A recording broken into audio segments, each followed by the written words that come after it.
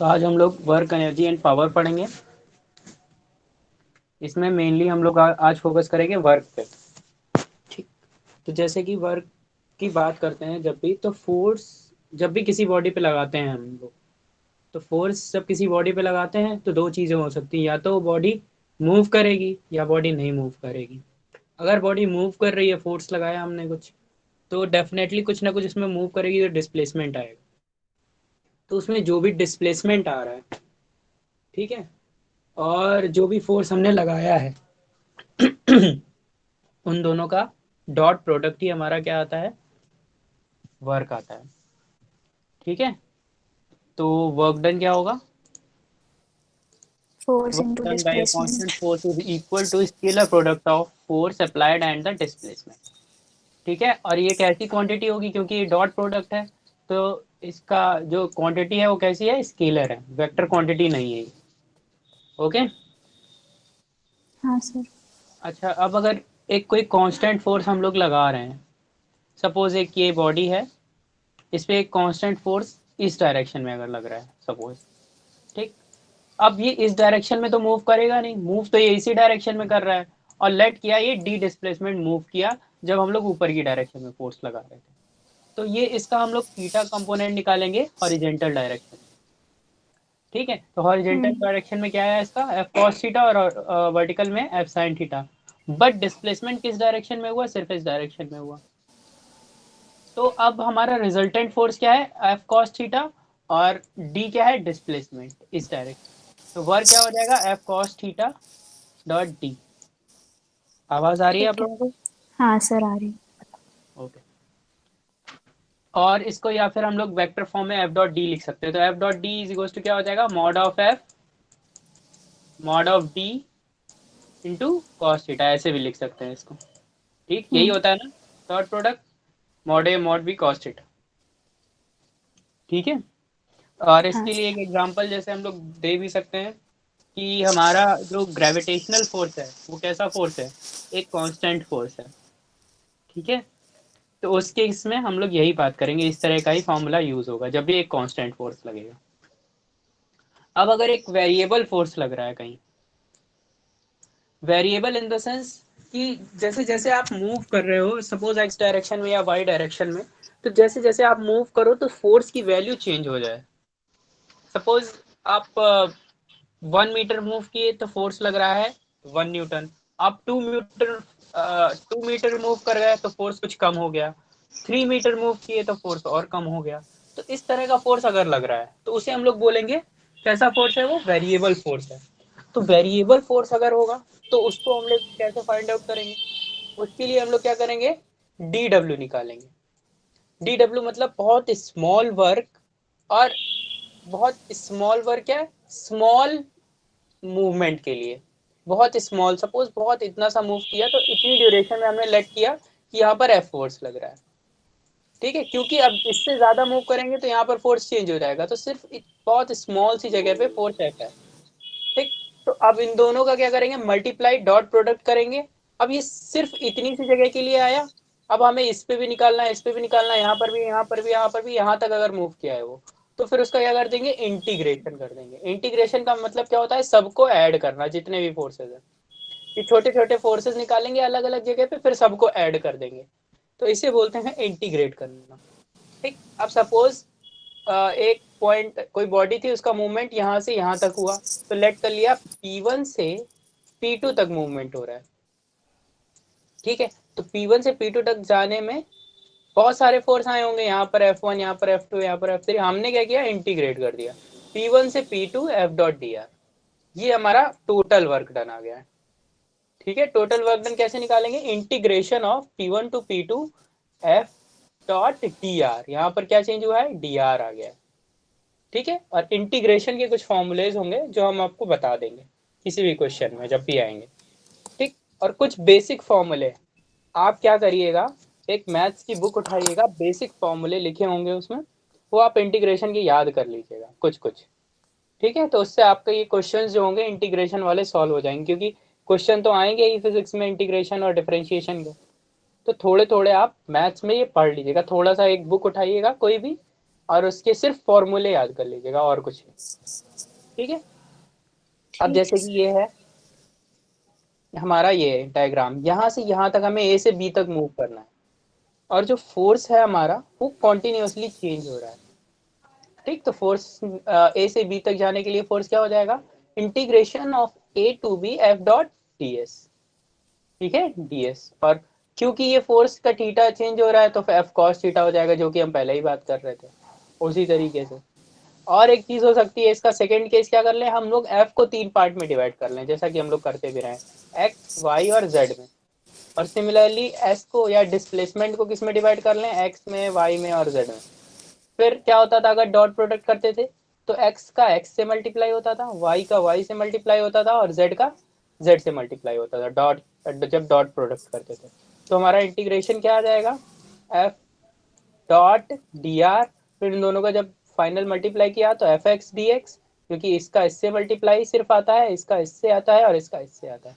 तो F x ए से B तक, वाई से वाई बी तक, जेड से जेड बी तक, और एफ का जेड। तो सारा मतलब इंडिविजुअल डायरेक्शन में हम लोग चले जाएंगे, तो इस तरह से भी हमारा वर्क डन निकल आएगा। ओके। ठीक है सर। अब हम लोग बात करते हैं एक ग्राफ में कैसे निकाल सकते हैं किसी भी वर्क डन के केस में। तो यहाँ पर अगर ये ग्राफ जो दिख रहा है आपको, ये F versus force versus displacement में ग्राफ है। तो सपोज P1 से P2 तक जा रहे हैं, तो P1 से P2 तक जाने में डिस्प्लेसमेंट R1 से R2 तक हो रहा है, और फोर्स भी देखो F से चेंज हो रहा है, कुछ F1 F2 हो रहा है। ठीक है, तो इसके लिए हम क्या करेंगे, इसके अंडर जो एरिया आ रहा है इसकी वैल्यू निकाल लेंगे, तो हमारा क्या हो जाएगा, वर्क डन आ जाएगा। वर्क डन क्या होता है, एफ डॉट डी। तो हम लोग क्या करेंगे, इसके अंडर का एरिया निकाल लेंगे, ये इतना एरिया, अगर इतना एरिया निकल आया उसी को हम लोग बोलेंगे उसका वर्क डन, ये एरिया जो है। ठीक। ठीक है। और शेप अलग अलग हो सकता है, क्योंकि फोर्स की वैल्यू अलग अलग हो सकती है, तो शेप अलग होगा, तो जो भी शेप में होगा उसका एरिया हम लोग निकाल लेंगे, तो उसे बोलेंगे उस पर्टिकुलर ग्राफ, उस पर्टिकुलर फोर्स ने जो वर्क डन किया है उसकी वैल्यू आ गई।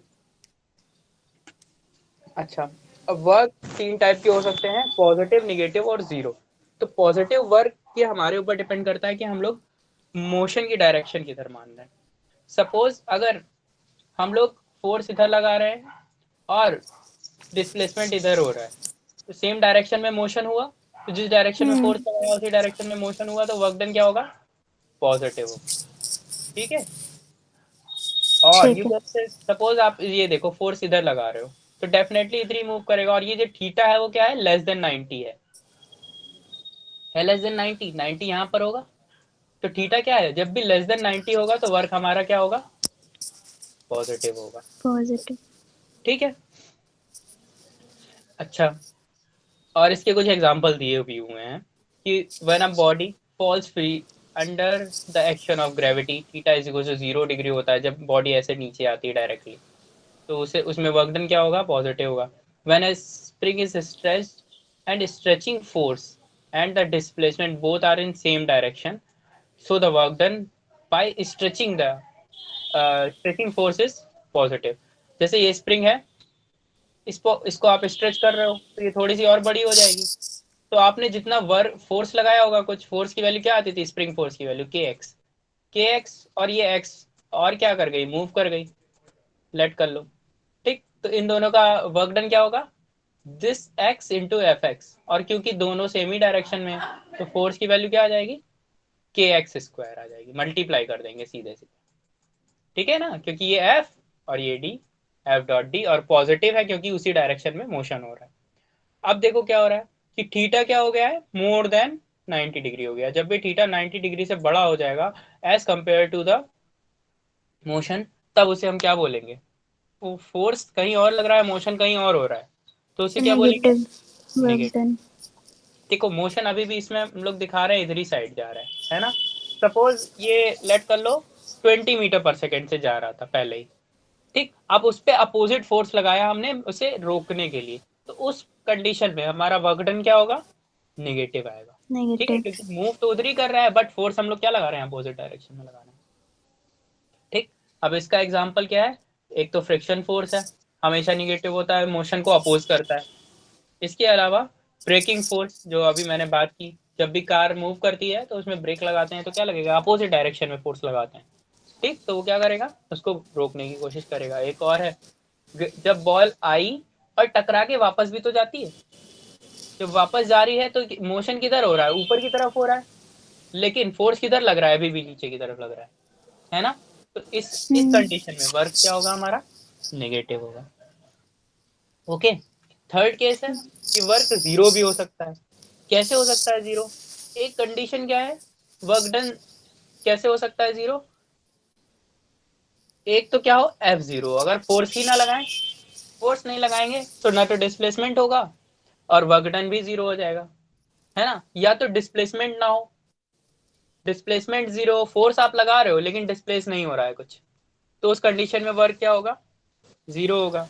या तीसरी कंडीशन क्या है, जो फोर्स आप लगा रहे हो, ये बहुत इंपॉर्टेंट कंडीशन है थर्ड वाली, है ना। जो फोर्स आप लगा हाँ रहे हो, वो फोर्स और जिस डायरेक्शन में आपका डिस्प्लेसमेंट हो रहा है, उन दोनों के बीच में अगर 90 डिग्री एंगल आ गया तो आपका मोशन क्या हो जाएगा, सॉरी वर्क डन क्या हो जाएगा, जीरो हो जाएगा। जीरो क्यों, क्योंकि cos 90 की वैल्यू क्या होती है, जीरो जीरो। तो एफ एस cos 90 की वैल्यू सीधे सीधे जीरो हो जाएगी। आप चाहे जितना फोर्स लगा लो इस डायरेक्शन में, वो कभी इधर साइड मूव नहीं करेगा। ऐसा हो सकता है कि आप फोर्स इधर लगा रहे हो और वो इधर मूव करे, होगा ही नहीं, नहीं ठीक। तो इस तरह से जीरो फोर्स होता है, जीरो वर्क डन होता है। अब इसके कुछ एग्जांपल है, जब भी ये देखो यूनिफॉर्मली ऐसे मूव कर रही है, तो यूनिफॉर्म में क्या होता है, सेंट्रीपिटल एक्सेलरेशन इधर लगता है, यानी कि फोर्स इधर लग रहा होता है और मोशन इधर लग रहा होता है। इन दोनों के बीच में एंगल कितना होता है, 90 डिग्री। इसलिए वर्क डन क्या आता है, जीरो, जीरो ठीक है। Net force on the particle, पता नहीं कौन सा पार्टिकल है, पुश द वॉल, हाँ। अगर हम लोग वॉल को पुश करते हैं लेकिन वो क्या रहती है, रेस्ट पे रहती है, मूव ही नहीं करी, मूव नहीं की तो क्या हो जाएगा, डिस्प्लेसमेंट जीरो जीरो है। वर्क डन डिस्प्लेसमेंट जीरो है ना, हम फोर्स लगा रहे हैं हाँ बट डिस्प्लेसमेंट हो ही नहीं रहा है, तो वर्क डन क्या हुआ, हाँ जीरो हो गया। Zero pendulum is oscillating, pendulum oscillate कर रहा है, तो पेंडुलम ऑसिलेट करने में हम लोग कोई एक्सटर्नल फोर्स लगा रहे हैं, नहीं लगा रहे हैं, ठीक, क्योंकि वो कांस्टेंट वेलोसिटी से मूव करता है, ठीक है। और जब भी देखो वो ऐसे मूव करता है, ठीक, तो इसके मोशन की सर तो डायरेक्शन किधर है, डिस्प्लेसमेंट जीरो हो गया डिस्प्लेसमेंट तो जीरो होगा ही। एक और कंडीशन से हम लोग बता सकते हैं, फोर्स किधर लग रहा होगा, मोशन किधर हो रहा है, डिस्प्लेसमेंट इधर, और हमारा mg किधर लगता है हमेशा, नीचे की तरफ, तो दोनों के बीच में एंगल कितना आएगा, हमेशा 90। 90 तो इस कंडीशन से भी हम लोग बोल सकते हैं कि वर्क डन क्या होगा, जीरो होगा, ठीक। Electron is moving and round the nucleus, तो ये न्यूक्लियस है और इलेक्ट्रॉन कैसे मूव करता है, ऐसे मूव करता है उसके राउंड में, तो सर्कुलरली मूव कर रहा है और कांस्टेंट वेलोसिटी से मूव करता है, तो उसमें फोर्स कितना लगता है, उसमें वर्क डन कितना करता है, जीरो वर्क डन करता है हमेशा, ठीक है। सिमिलर वही सैटेलाइट का भी एग्जांपल है, सेम, ठीक। चलो, काफी सारे एग्जांपल हो गए।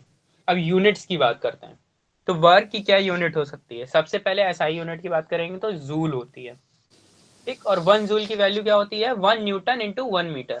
न्यूटन क्यों, क्योंकि F.D, तो इसकी न्यूटन हुई फोर्स की और इसकी क्या हुई, मीटर, ठीक। तो 1 जूल को क्या बोलते हैं, 1 न्यूटन मीटर, क्या बोलेंगे, 1 न्यूटन। अगर हम लोग 1 न्यूटन का फोर्स लगा रहे हैं और 1 मीटर में वो सिर्फ मूव किया, ठीक, तो उसे हम लोग क्या बोलेंगे, 1 वन जूल वर्क डन हुआ जूल। और इसकी सेकेंड यूनिट होती है जिसे सीजीएस भी बोलते हैं।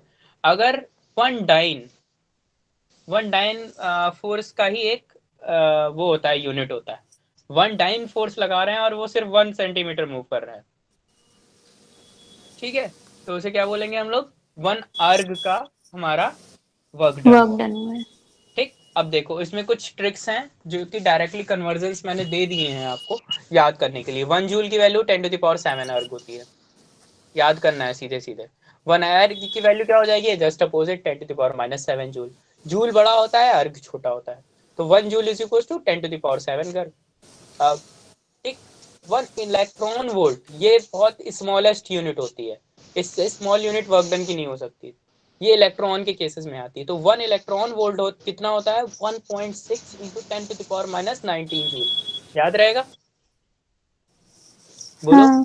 याद रखना है ये आपको। 1 इलेक्ट्रॉन वोल्ट की value 1.6 into 10 to the power minus 19 joule होती है, और 1 जूल की वैल्यू को अगर किस में कन्वर्ट करें इलेक्ट्रॉन वोल्ट में तो 6.25 इंटू 10 टू द पावर 18 आता है। ठीक।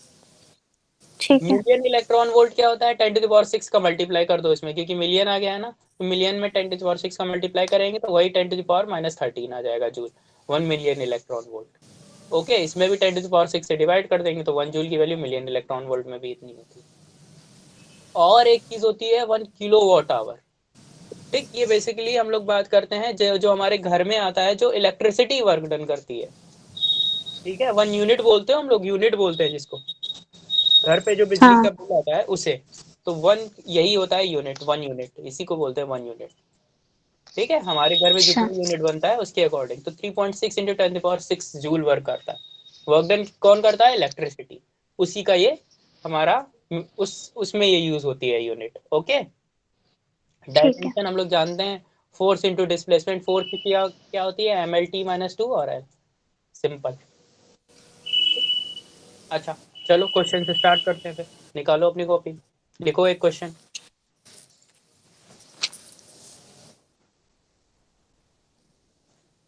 A position dependent force F is equals to 7 minus 2x plus 3x square. तो देखो x के साथ क्या कर रहा है? फोर्स वेरी कर रहा है। ठीक है, फोर्स वेरी कर रहा है, मतलब जैसे जैसे पोजीशन चेंज होगी उसके अकॉर्डिंग फोर्स भी चेंज होगा। और एक स्मॉल बॉडी है जिसका मास 2 किलोग्राम है, और ये इसको डिस्प्लेस करता है x इक्वल टू 0 से x इक्वल टू 5 मीटर तक। हमें क्या करना है? वर्क डन इन जूल निकालना है। तो ये कैसा फोर्स है? वेरिएबल फोर्स है। तो वेरिएबल फोर्स के लिए क्या करते थे? dw is equal to F dot D R निकालते थे, और इसका क्या कर देते थे? इंटीग्रेशन कर देते थे। जहां से जहां तक मूव कर रहा है, 0 से 5 तक मूव कर रहा है तो 0 से 5 तक का इंटीग्रेशन कर देंगे। ठीक। एफ की वैल्यू कितनी है? 7 minus 2x plus 3x square. ठीक। आर क्या है? एक्स डायरेक्शन में है सिर्फ, तो एक्स डी एक्स हो जाएगा। ठीक, और 0 से 5 तक हमें मूव करना है। ओके, तो अब जब 0 से 5 तक मूव करना है, ये 0 है, तो अब इसका इंटीग्रेशन करना पड़ेगा। अब इसके लिए फॉर्मूले आने चाहिए। तो अगर सिर्फ कांस्टेंट है, कोई कांस्टेंट का इंटीग्रेशन क्या होता है? बस dx कर रहा है तो सिर्फ x उसमें मल्टीप्लाई हो जाएगा। ठीक है, और x का इंटीग्रेशन क्या होता है? क्योंकि कांस्टेंट है, कांस्टेंट के साथ x का मल्टीप्लाई, तो कांस्टेंट बाहर आ जाता है, और x का इंटीग्रेशन होता है एक्स स्क्वायर बाई 2। और यहाँ माइनस रहेगा, सॉरी, ये माइनस, यहाँ माइनस है, क्या आ जाएगा? एक्स स्क्वायर बाई 2 आ जाएगा। तो 2 से 2 कैंसिल आउट। ठीक है, प्लस 3x स्क्वायर है। ठीक, तो एक्स स्क्वायर का इंटीग्रेशन क्या होता है? एक्स स्क्वायर का इंटीग्रेशन होता है एक्स क्यूब बाई 3। ठीक, अब इतना ही बचे, इतना ही का तीनों का इंटीग्रेशन हो गया। और ये कहाँ से कहाँ तक इंटीग्रेट करना था? 0 से 5 तक इंटीग्रेट करना था। ठीक, तो ये फाइनली 3 से 3 कैंसिल आउट हो जाएगा। तो फाइनली क्या आया? ये आया 7x minus x square plus 3x cube. और इसकी वैल्यूज कहाँ से कहाँ तक सर 3 रखेंगे? कट गया। सॉरी, 3 से 3 कैंसिल आउट हो गया, सिर्फ एक्स क्यूब बच रहा है ना, 0 से 5। हाँ।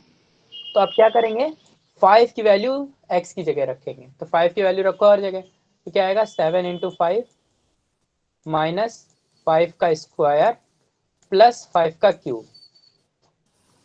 ठीक, ये एक ब्रैकेट में माइनस, सर ये सर ये वाला क्वेश्चन एक और बार स्टार्ट से रिपीट कर दीजिए। स्टार्टिंग से फिर से देखो। हाँ। हमें क्या करना है? क्योंकि ये वेरिएबल फोर्स है। ठीक है, तो वेरिएबल फोर्स का फॉर्मूला क्या होता था? जब वर्क डन निकालना था, वर्क डन निकालने तो क्या करते हैं? Integration of A to B F dot D R, यही करते थे, है ना। ये फॉर्मूला होता है जब हमारा वेरिएबल वर्क डन होगा। तो एफ की वैल्यू ये पुटअप की, डी आर की वैल्यू, क्योंकि एक्स डायरेक्शन में मूव कर रहा है तो डी एक्स हो गई, वाई जेड डायरेक्शन में तो है नहीं, सिर्फ एक्स है तो एक्स डायरेक्शन में लिख दिया, डी एक्स हो गई। अब ये सिर्फ क्या कर रहे हैं? इसका इंटीग्रेशन कर रहे हैं। तो इंटीग्रेशन के कुछ फॉर्मूले होते हैं वो आपको याद करने पड़ेंगे, मुझे आते हैं तो मैं सीधे सीधे उन फॉर्मूले का यूज कर ले रहा हूँ, ठीक है। अगर सिर्फ जैसे कांस्टेंट है तो कांस्टेंट का इंटीग्रेशन क्या होता है, एक्स से मल्टीप्लाई हो जाता है।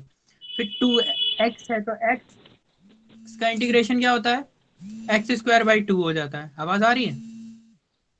हाँ हाँ।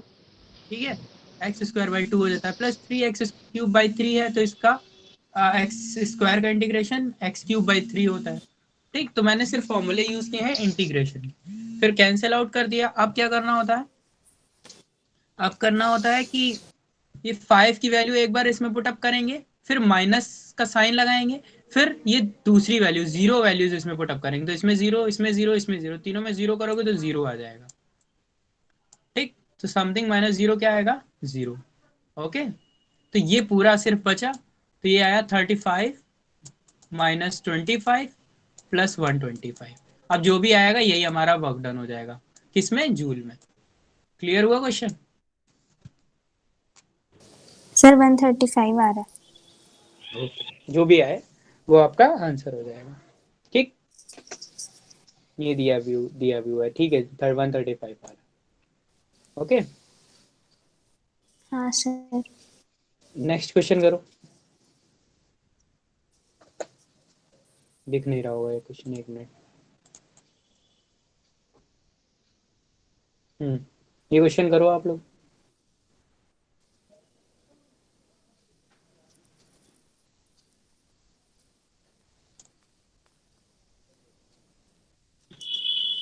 Calculate the amount of work done in raising a glass of water 0.5 kg through a height of 20 centimetre. ये तो बहुत इजी है।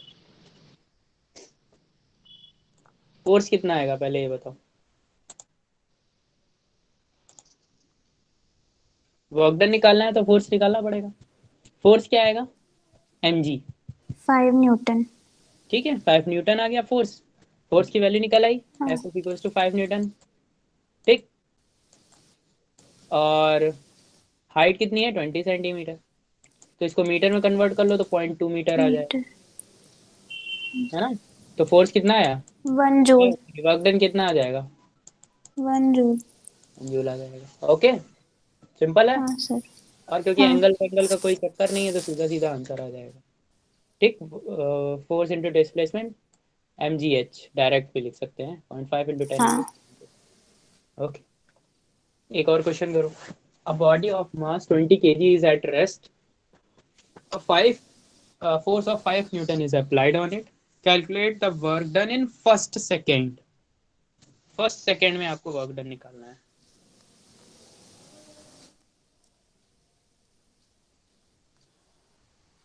सर पहले एक्सेलरेशन निकालेंगे, उसके बाद। हाँ बिल्कुल, एक्सेलरेशन निकालिए, फिर क्या हाँ, निकालिए, डिस्प्लेसमेंट वाला एक इक्वेशन डिस्प्लेसमेंट था, याद निकाल होगा। लेंगे। हाँ, डिस्प्लेसमेंट वाली कौन सी इक्वेशन थी, S is equal to U T plus half UT at. Plus half AT square. ठीक है, निकालो जरा, फिर बताओ मुझे कितना आ रहा है डिस्प्लेसमेंट। सर एक्सेलरेशन तो 0.25 आ रहा है। एक्सेलरेशन कैसे आएगा, इन दोनों को डिवाइड कर दो 5/20, तो ये हाँ, हमारा एक्सेलरेशन आ गया। कितना आ रहा है, 1/4। 1/4 या 0.25, एक ही बात है। ठीक, और अब क्या करना है, एस निकालना है, S is equal to U T, rest पे है तो यू की वैल्यू कितनी है, जीरो, तो जीरो प्लस हाफ ए की वैल्यू 0.25, टी कितना है, 1 सेकेंड, 1 का स्क्वायर, 1/8। 1/8 ना, नहीं, फिर से बताओ। 0.25, 1/4 का स्क्वायर 1/32 आएगा, कितना आएगा, 1/32। अरे 1/4 है ये 0.25, तो 1/4 का स्क्वायर करो कितना आएगा, 1/16। सर 1/4 का क्यों स्क्वायर करें, टी का स्क्वायर होता है ना। अच्छा हाँ, ठीक ठीक ठीक ठीक ठीक ठीक, तो 1/8 आ जाएगा, हाँ, 8t², तो 1/8। ठीक, ये हमारा मीटर में आया अभी, ये किस में आया है, मीटर में। मीटर। ठीक, तो डिस्प्लेसमेंट पता चल गया, फोर्स पता चल गया, मल्टीप्लाई कर दो, आ गया वर्क हाँ, डन। 1/32। नहीं, 1/30, क्या 5 बाई बोल रहे हैं। 5/8, 5/8। हाँ। 5/8 जूल। जूल। क्लियर? देखो आंसर 5 हाँ बाई 8 सर। आ रहा है। ठीक है, नेक्स्ट क्वेश्चन ट्राई करो। सर ग्राफ नहीं होता। ग्राफ नहीं होता? ग्राफ हाथ हो ही नहीं पाता हमसे। हो जाएगा, मैं बताऊंगा अभी। एरिया निकालना आता है? हाँ सर, एरिया तो निकाल लेते हैं। ये भी कर लोगे, क्यों परेशान है? बस एरिया ही तो निकालना है ग्राफ में, और कुछ करना ही नहीं है। तो क्या है, फोर्स और डिस्प्लेसमेंट का ग्राफ गिवन है, और वर्क डन हमें फाइंड आउट करना है 1 से 5 सेकेंड तक के बीच में। देखो नीलो लिखा है ना 1 से 5 के बीच में, तो हमें 1 पे देखना है। 1 से 3 तक एरिया निकालो पहले, फिर क्या करो 3 से 4 का एरिया निकालो, और फिर 4 से 5 का एरिया निकालो। तो 1 से 3 का एरिया कैसे निकलेगा? 1 से 2 में देखो ये क्या बन रहा है, एक रेक्टेंगल या स्क्वायर। टाइप बन रहा है। ठीक, तो 1 से 2 तक जाने में कितना डिस्टेंस मिला हमें? 1 मिला कि नहीं? हम्म। 1। और यहाँ से ऊपर जाने में कितना मिला? 10, है ना? 10, देखो 0 से ऊपर जाने में 10। हाँ। ठीक, तो ये लेंथ हुई 10 और ये लेंथ हुई 1, हुई कि नहीं? तो इसका एरिया कितना आया? 10 × 1। 1। 10 × 1 आया कि नहीं आया? हाँ। ठीक, अब क्योंकि ये इतना है, अब इसका एरिया निकालो 2 से 3 जाने में, यहाँ से यहाँ तक लिखते जाए एरिया। ठीक, हम पहले इसका निकाल रहे हैं फर्स्ट 1 से 2 सेकेंड में, इसको 1 लिख रहे हैं। ठीक, 1 से 2 में, 1 से 2 में कितना निकला बताओ जरा? 10 × 1 10 जूल। निकला। 10 निकला। सेकेंड केस में 2 से 3 जा रहे हो, अब निकालो जरा एरिया। 20। 20 समझ में आ रहा है कैसे निकल रहा है 20? हाँ हाँ। क्योंकि यहाँ से यहाँ तक गए और ये देखो 1 सेकेंड सिर्फ चले, तो 20 × 1 तो 20। अब देखो यहाँ पर क्या हो रहा है, निगेटिव में जा रहे हैं 3 से 4। 3 से 4 में कहाँ जा रहे हैं? निगेटिव। बताया था ना वर्क डन निगेटिव भी हो सकता है। हाँ। ठीक, तो अब नीचे इंटू 10 और माइनस का 20 आ जाएगा, ठीक है ना, क्योंकि 20 नीचे गया। तो -20 × 1, तो -20। अब 4 से 5 में कितना आएगा बताओ? फिर से 10 आ जाएगा, आ जाएगा। हाँ सर। समझ में आया? हाँ। सारे एरिया को क्या कर दो, ऐड कर दो, ऐड। तो वर्क डन आ जाएगा। वर्क डन कितना आया? 10 + 20 -20 और +10 कितना आया? 20 जूल। 20 जूल। ठीक है, हाँ सर। सिंपल था क्वेश्चन। सर ये जो 3 to 4 में जब गया है तो हाँ, इसका कैसे मतलब -20 आया? देखो ये ग्राफ में तुम्हें देखो दिख रहा होगा, हाँ ये पर ये फोर्स ऊपर की भी तो वैल्यू है। है। फोर्स कैसा लग रहा है? अब देखो फोर्स ही निगेटिव हो गया ना, तो हाँ। वैल्यू कैसी है? -20 है, तो आपको हम्म। -20 लेना पड़ेगा। ठीक है अब ठीक है। -20 × 1 कितना आएगा? -20 ही तो आएगा। -20। ठीक। ओके, हम्म, ठीक है ना? हाँ सर। और ठीक है। अगर हम लोग इधर अगर मूव कर रहे होते तो ये तो सब हाँ तो एक्स एक्स, ये तो सब माइनस माइनस लेते, सारी हाँ वैल्यूज क्या लेते हैं? माइनस की लेते। हाँ। ठीक, एरिया देखो 20 अर्क्स आ रहा है। अच्छा, सेंटीमीटर ले रहे थे और डाइन ले रहे थे, इसलिए अर्क्स आ रहा है, हम लोगों ने ध्यान नहीं दिया। ठीक हाँ। है, यूनिट्स का बहुत ज्यादा ध्यान देना। ठीक, इन्होंने लिखा भी हुआ है डाइन और सेंटीमीटर, तो डाइन और सेंटीमीटर लेंगे तो अर्ग्स आएगा इनका। हाँ। नेक्स्ट क्वेश्चन बताइए, करिए जरा। Calculate the work done to move a body of mass 10 kg along a smooth inclined plane 30 degree with a constant velocity through a distance of 10 meter। अच्छा, तो एक इंक्लाइंड प्लेन है 30 डिग्री का, ठीक है, और उसको कांस्टेंट वेलोसिटी से मूव कराना है 10 मीटर तक। यहाँ रखा हुआ है और इसको 10 मीटर तक इधर डायरेक्शन में मूव कराना होगा। ठीक, डिस्प्लेसमेंट बताया मैं, क्या फाइंड आउट करना है? फोर्स फाइंड आउट करना है। क्या फाइंड आउट करना है? Force force. फाइंड हो जाएगा तो वर्क डन फाइंड आउट हो जाएगा कि नहीं? तो हाँ। फोर्स कैसे निकालते थे? नीचे क्या लगता था? mg। ठीक, mg। ये क्या आता था? mg cos थीटा, याद आ रहा है? हाँ ये क्या सर। आता था? mg। sin theta. ठीक, अब अगर कांस्टेंट वेलोसिटी से मूव कराना है तो जितना फोर्स ये लग रहा है उतना ही फोर्स इधर लगा दे, तो कांस्टेंट वेलोसिटी से मूव करेगा कि नहीं करेगा ऊपर?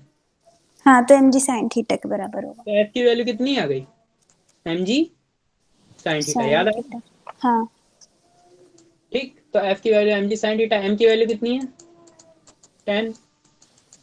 mg sin थीटा कैसे हुआ? मतलब इधर नीचे cos थीटा लग रहा था और इधर साइड में sin थीटा लग रहा था। ये और mg नीचे लगता है डायरेक्टली, हाँ हाँ ये हाँ एंगल थीटा था तो ये एंगल थीटा होता था, तो ये एंगल क्या आता था mg cos थीटा, और ये एंगल होता mg है थीटा। याद आया, हो गया। और साइन 30 लगेगा तो साइन 30 की वैल्यू 1/2। अब आ रही ये है। जाएगा, और वर्क डन क्या हो जाएगा एफ डॉट डी, सिंपल। हाँ ठीक, हो गया। सर 500। 500 आ रहा है, ओके। हाँ सर। नेक्स्ट क्वेश्चन करो।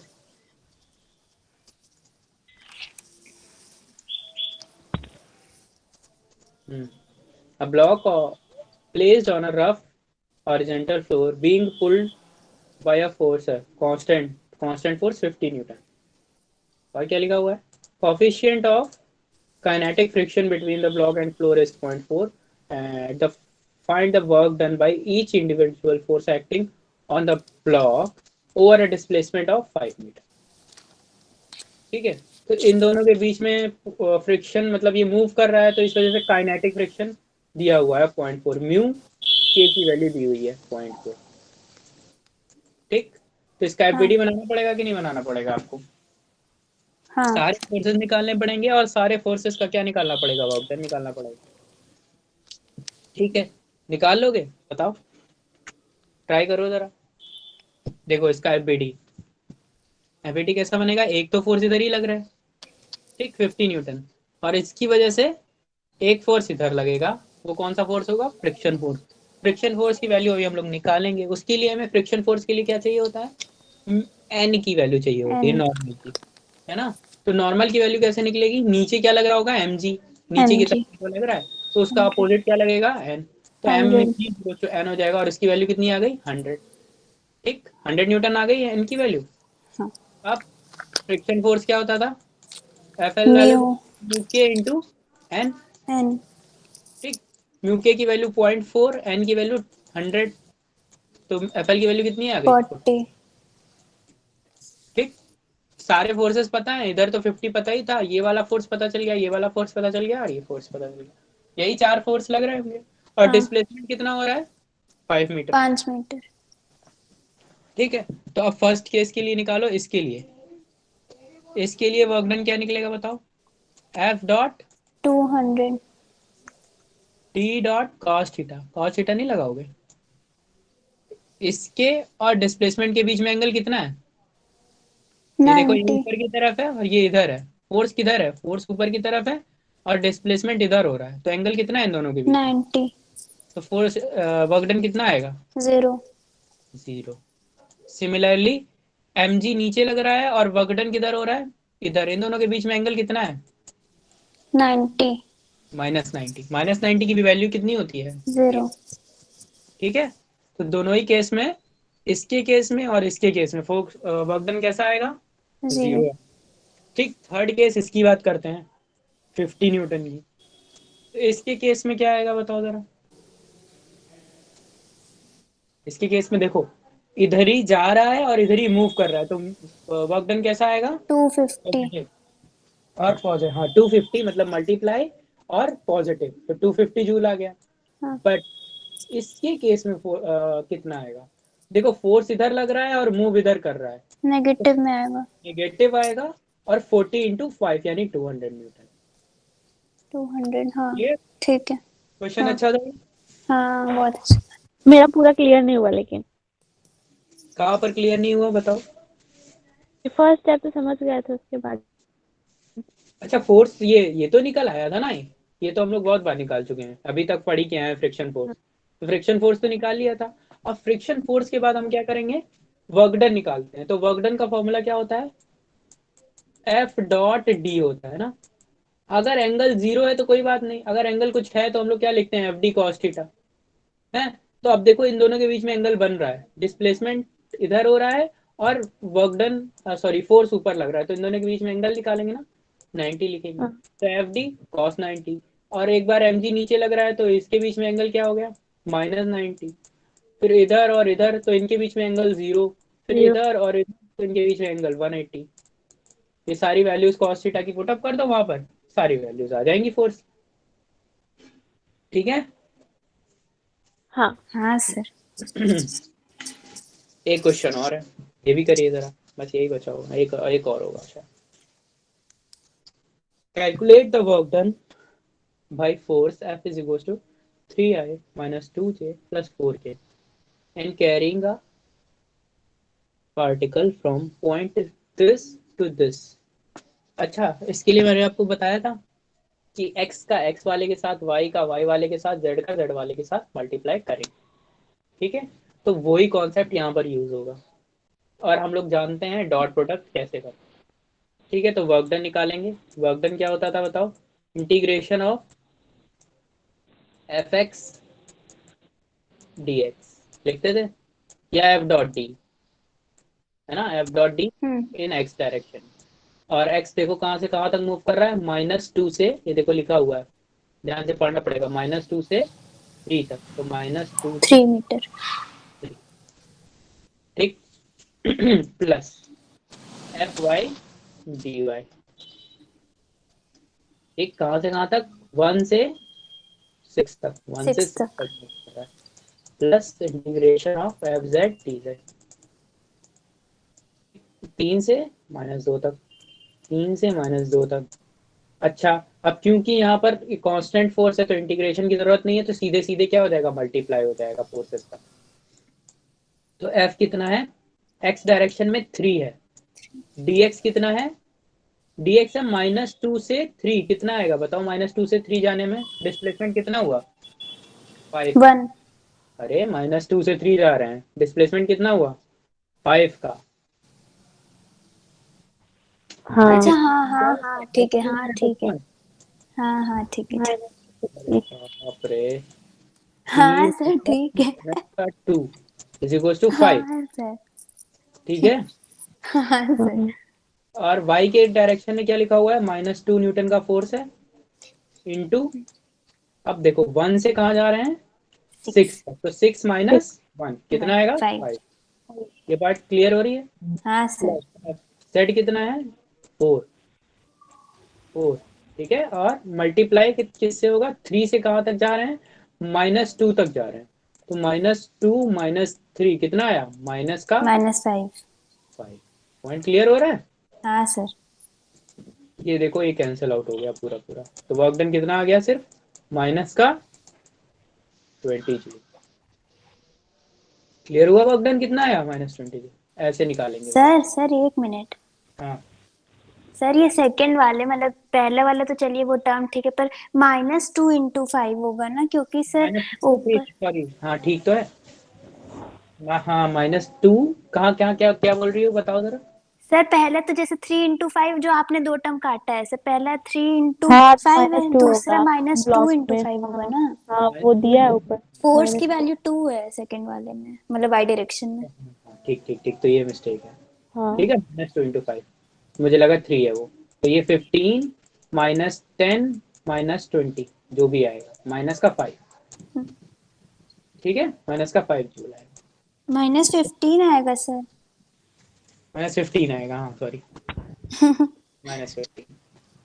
ओके, हाँ सर। -15 जूल आ रहा है। ठीक है, एक हाँ और क्वेश्चन करो, ये लास्ट क्वेश्चन है यहाँ पर। ठीक है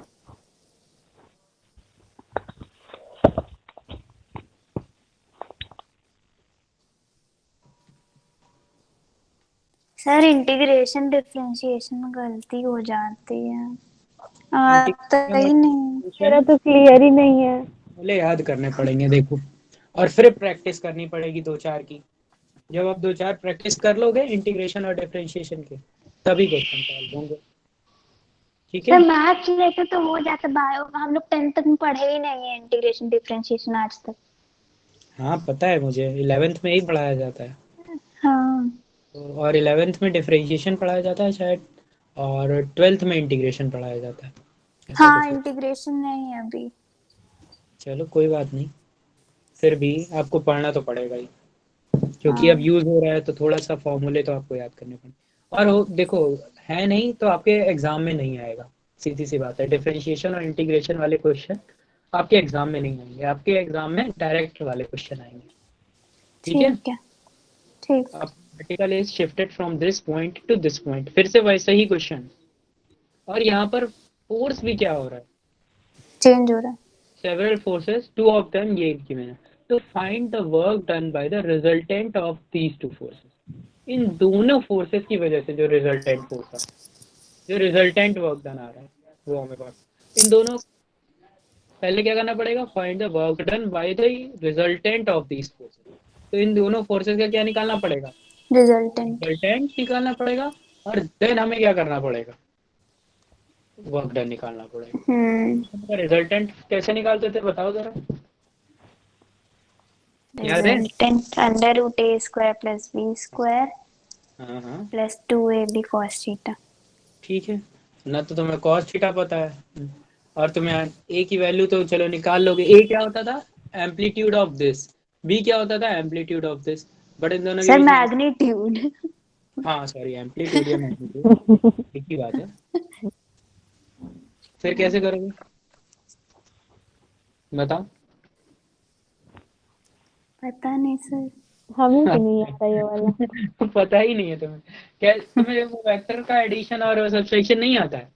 वो आता तो है। स्टार्टिंग में हम बताए थे वैसे, ए और बी का जो था।